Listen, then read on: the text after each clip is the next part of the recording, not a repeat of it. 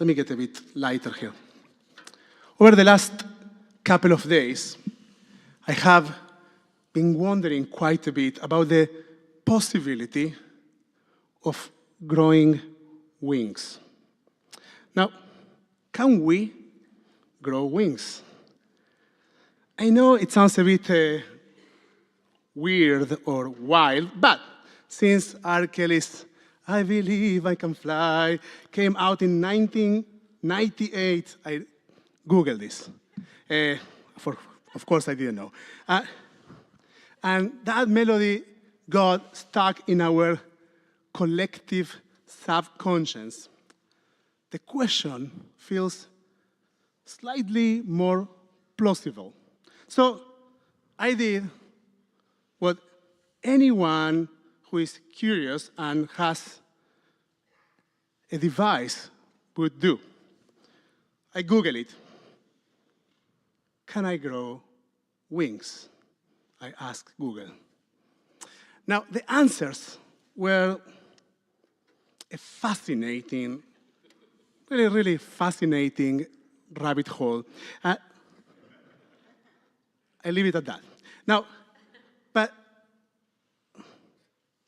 what actually got me thinking about wings is that in this week Parshat, Vayak'heil, we are instructed to build the Ark of the Covenant.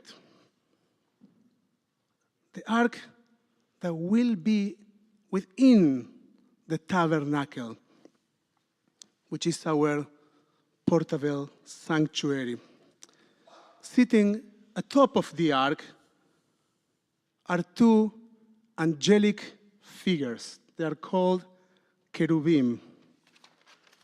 Their wings are outstretched. And God, we are told, speaks from within, between those wings.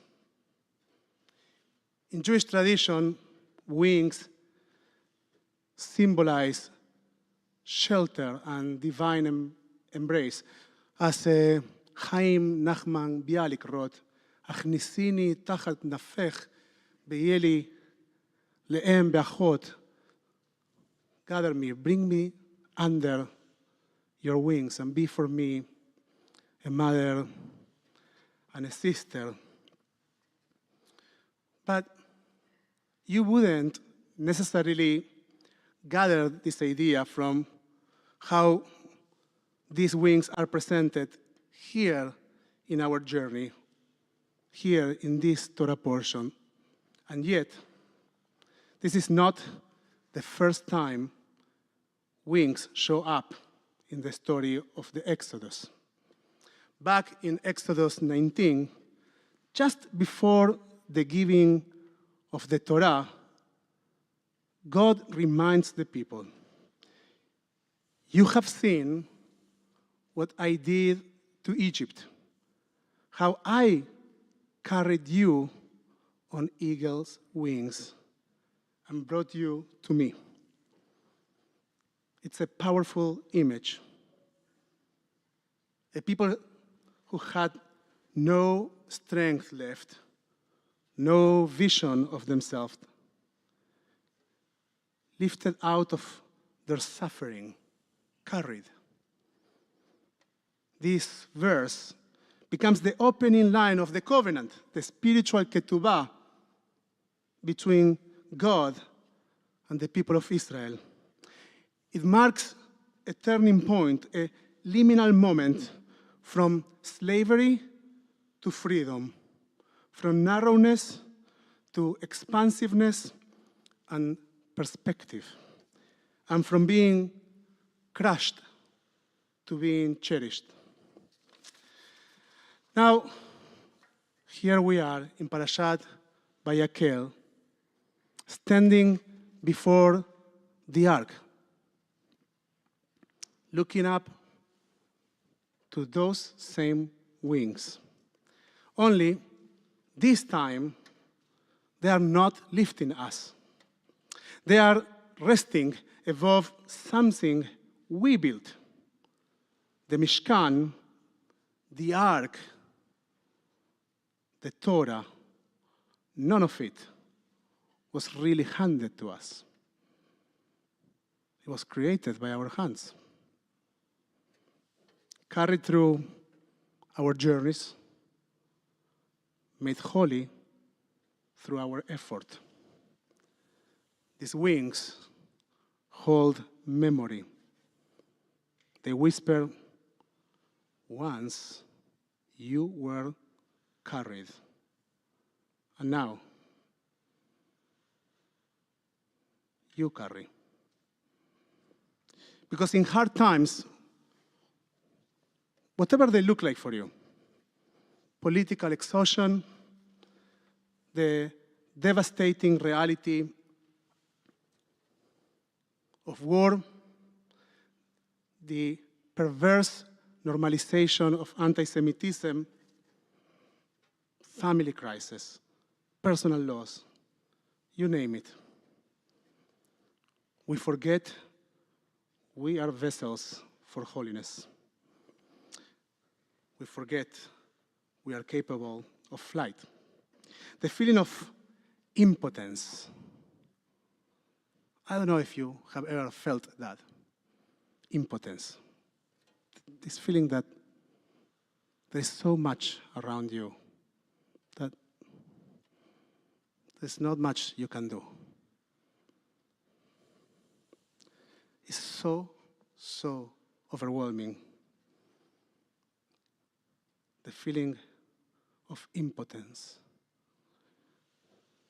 is so painful. And yet, it is so misleading. Because the ark,